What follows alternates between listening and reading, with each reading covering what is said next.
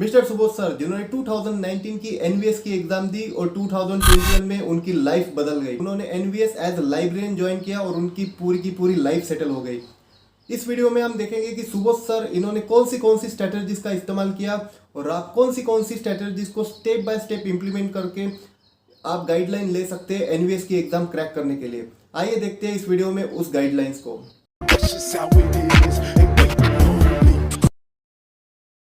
और इस वीडियो में जो हम गाइडलाइंस देखने वाले हैं वो आपको जो प्रिपरेशन में बूस्ट कर सकती है, या जिन लोगों ने अभी तक प्रिपरेशन शुरू नहीं की है उसको जो है एक नई दिशा दे सकते हैं। तो आइए जानते हैं। Number 1 and most important step, ये कोई नई बात नहीं है या सबको ही मालूम है, कलेक्ट द सिलेबस। जी हाँ, सिलेबस जो है आपको प्रिंटेड फॉर्म में आपके साथ में ही रखना है। ये सबसे पहली स्ट्रेटजी है या स्टेज मान लीजिए। बहुत सारे लोग क्या गलती करते हैं, पीडीएफ में रखते हैं। नहीं, आपको क्या करना है, मैं आपको रिकमेंड करूंगा कि वो पीडीएफ में नहीं बल्कि प्रिंटेड फॉर्म में आपके पास में सिलेबस होना चाहिए और सिलेबस का पूरा आपके पास में ब्रेकडाउन होना चाहिए। ब्रेकडाउन का मतलब क्या है, उसमें कितने यूनिट्स है, यूनिट्स के अंदर कितने सब मॉड्यूल्स है, ठीक है, ये सभी चीज़ें जो है आपको ब्रेक डाउन करना है। यानी कि सीधे तरीके से बोलूँ तो आपको जो सिलेबस की ही प्रॉपर स्टडी करनी है। ठीक है, बहुत सारे लोग जो ऑलरेडी प्रिपरेशन करते हैं उनको पता है कि सिलेबस की भी स्टडी की जाती है प्रॉपर, लेकिन जो लोग नए, मैं उनको बता देना चाहता हूँ कि सिलेबस आपको प्रिंट करवाना है। प्रिंट करने के बाद में जो है आपको ठीक तरीके से उसको स्टेप बाय स्टेप जो है मॉड्यूल, सब मॉड्यूल सभी के सभी सेपरेट करके उसको ब्रेक डाउन करके अलग अलग लिखना है या अलग अलग उसको मतलब नज़र डालनी है। मतलब कि सिलेबस का प्रॉपर डिटेल स्टडी करना है। ठीक है, आपके पास में मिनिमम सिलेबस तो भी होना चाहिए। Step number 2, collect the previous years paper. ठीक है, लास्ट एग्जाम के जो है आपको पेपर कलेक्ट करना है, वो भी आपके पास में प्रिंटेड फॉर्म में होना चाहिए। कितने पेपर कलेक्ट करने हैं आपको? मिनिमम 5। ठीक है, मिनिमम 5 तो आपको करने चाहिए। मान लीजिए आप 10 कलेक्ट करते हैं तो बहुत अच्छी बात है।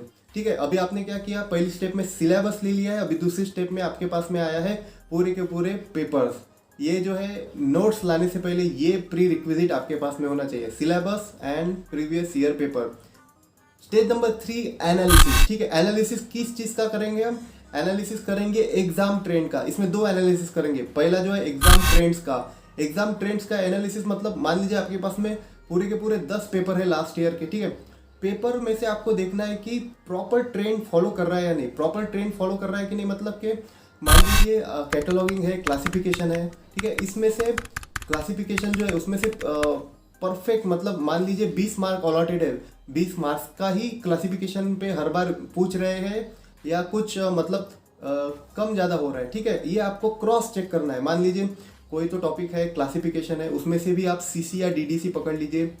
अगर डीडीसी में हर पेपर में 5-5 मार्क्स का पूछ रहे हैं, ठीक है, या कॉलम क्लासिफिकेशन के भी हर 5-5 क्वेश्चंस पूछ रहे हैं, तो ऐसा स्पेसिफिक ट्रेंड फॉलो हो रहा है या नहीं, ये आपको देखना है। और 2 नंबर का एनालिसिस आपको ये करना है कि सेकंड नंबर में आपको देखना है कि कौन से रिपीटेड क्वेश्चंस है। ठीक है, और अभी तक सबसे अच्छी बात क्या है कि अभी तक हमने सिलेबस और पेपर और इस पैटर्न का ही ब्रेकडाउन किया है, अभी तक हमने सिलेबस को हाथ भी नहीं लगाया। ठीक है, तो ये जो है ये स्टेज आपको पार करनी है, या ये जो है ये आपको करना ही है। ठीक है, जो लोग अभी नया प्रिपेयर कर रहे हैं ये स्टेप इससे आप शुरुआत कर सकते हैं। और जो मिड वे भी है, ठीक है, आपका मैक्सिमम सिलेबस जो है कवर हुआ होगा, लेकिन ये जो स्टेप मैंने बताई ये भी करना इंपॉर्टेंट है, क्योंकि हम ये कॉलेज या यूनिवर्सिटी के एग्जाम नहीं दे रहे हैं, ये हम कर रहे हैं जॉब के लिए। ठीक है, स्टेप नंबर 4 और सबसे इंपॉर्टेंट स्टेप ये सुबोध सर ने बताई है कि determine the what is the need of examination. ठीक है, एग्जामिनेशन जो आप दे रहे हैं वो आपसे क्या चाहता है, कैंडिडेट से क्या चाहता है। ठीक है, सुबोध सर ने एक ऑब्जर्व किया था और उन्होंने एक सर्वे भी किया था, उससे उन्हें ये पता चला कि बहुत सारे जो कैंडिडेट है जो मतलब जॉब में या सक्सेस पा रहे हैं उस एनवीएस में, वो प्रॉपर तरीके से रिवीजन पे रिवीजन किए जा रहे हैं। ठीक है, ये उनकी ऑब्जर्वेशन है। और दूसरा ऑब्जर्वेशन उनका ये था कि हिंदी भाषा जो एनवीएस में इम्पोर्टेंट है, हिंदी पर ज़्यादा जोर दे रहे हैं। ठीक है, ये एक एज अ टिप मान लीजिए सुबोध सर की तरफ से कि वो जो है प्रॉपर हिंदी भाषा जो है आपको प्रॉपर उसका इम्प्लीमेंटेशन करना है। ठीक है, स्टेप नंबर 5 एंड इसको आप एक्सटेंडेड गाइडलाइन या एक्सटेंडेड स्टेज बोल दीजिए। ठीक है, गिव यूर फर्स्ट 100 आवर्स। ठीक है, ठीक है, ये मान लीजिए ये तो बेसिक स्टेप्स थी अभी तक के, जो सिलेबस इकट्ठा करना है या पेपर्स इकट्ठा करना है, ये सभी लोग करते हैं। ठीक है, लेकिन उसमें से भी बहुत सारे लोगों को जो है एक डायरेक्शन नहीं मिलती है कि किस प्रकार से पढ़ना है। मैं फिर से आपको बोलूँगा, ये आप जॉब के लिए पढ़ रहे हो, ठीक है, या आप खुद के लाइफ सेटल करने के लिए पढ़ रहे हो, तो अभी भी जो है आपको ग्रिप करनी चाहिए। जिन्होंने अभी अभी स्टार्ट किया है या स्टार्ट करने का सोच रहे हैं, आप क्या कीजिए, मान लीजिए आप दिन का 5 या 7 घंटा पढ़ते हो, तो आप पहले 100 आवर्स जो है फुल्ली डेडिकेटेड 100 आवर्स वो आप इस एग्ज़ाम में दीजिए, ठीक है। मान लीजिए इसमें क्या करना है, जिन लोगों ने अभी तक के पढ़ाई शुरू नहीं की है, ठीक है, आप ठान लीजिए कि मैं 100 जो है फर्स्ट 100 आवर्स, मतलब उसमें दिन के 24 घंटे नहीं आपको गिनने हैं। मान लीजिए आप दिन में 7 या 8 घंटा पढ़ते हैं, तो एक दिन के 8 घंटे, लेकिन स्ट्रिक्टली बोल रहा हूँ मैं, ठीक है, 8 घंटे हो गए, फिर वो उसको काउंट कीजिए, और जैसे ही 100 आवर्स हो जाएंगे आपको पता चल जाएगा कि आपने कितना पढ़ा है, ठीक है।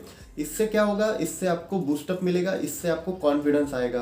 और एक मैं प्रो टिप देना चाहूँगा कि सिलेबस जो आपका है, मान लीजिए 10 या 15 यूनिट्स है लाइब्रेरी साइंस के, उसमें से एक, मैं फिर से रिपीट कर रहा हूँ, जो मॉड्यूल है, वो जो मॉड्यूल है मेन यूनिट, और उसमें से सब मॉड्यूल है, ठीक है। मान लीजिए क्लासिफिकेशन है, ये मॉड्यूल हो गया, सब उसके जो सब मॉड्यूल हो गए वो होंगे DDC, CC, cannons of classification, वो जो उसके सब पार्ट्स है, उसमें से एक भी चीज़ आपको छोड़नी नहीं है।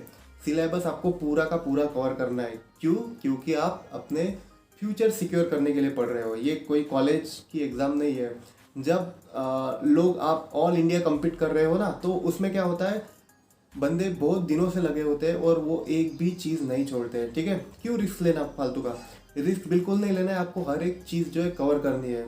और उसमें से बहुत सारे लोग जो है नोट्स पूछते रहते हैं, उसमें से कोई जादू नहीं होगा, कोई भी नोट्स जो है या एक किताब से एग्ज़ाम पास नहीं की जाती। आप मतलब कि क्वालिटी नोट्स होना इम्पोर्टेंट है, लेकिन उसके लिए कोई भी किताब ले ली और आप पढ़ रहे हो, ऐसा नहीं होगा। सबसे पहले आपको बेसिक क्लियर करना होगा, आपके बेसिक्स जो है सब्जेक्ट के लिए क्लियर होने चाहिए, उसके बाद में आपको अलग ही ग्रिप अप मिल जाएगी।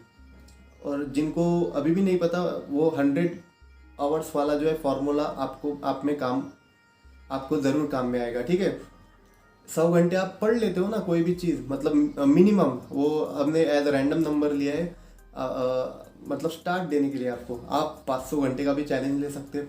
फर्स्ट 100 आवर्स जो है आपको जल्दी जल्दी मतलब के पूरे करने हैं। मतलब आपने 100 घंटे का स्टडी कर लिया, आपको बेसिक जो है, आपको ये बेस बनाएगा, ये चीज़ जो है ना आपकी बेस बनाएगी। सो अगर आपको चैलेंज एक्सेप्टेड है तो कमेंट कीजिएगा चैलेंज एक्सेप्टेड, और पढ़ाई करना शुरू कीजिए, ठीक है। आप सुबोध सर जैसे लोग हो गए, ठीक है, और बहुत सारे लोग, ये आप में से, हमारे में से ही बंदे आते हैं जो एक्स्ट्रा ऑर्डिनरी नहीं होते, मतलब उन्होंने फोकस तरीके से स्टडी की, उन्होंने जिम्मेदारी लेके स्टडी की, ठीक है।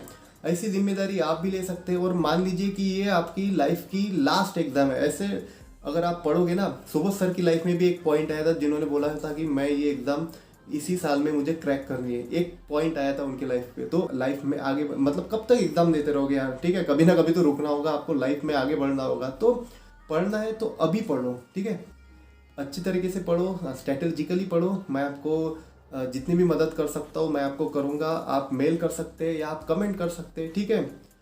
सो यार, that's it for today guys. 5 step का जो मैंने आपको गाइडलाइन दी है, इसको आप अपने जो आप ऑलरेडी पढ़ रहे हैं उसमें इम्प्लीमेंटेशन कर सकते हैं, जो आपको स्टडी को बूस्ट देगी, ठीक है।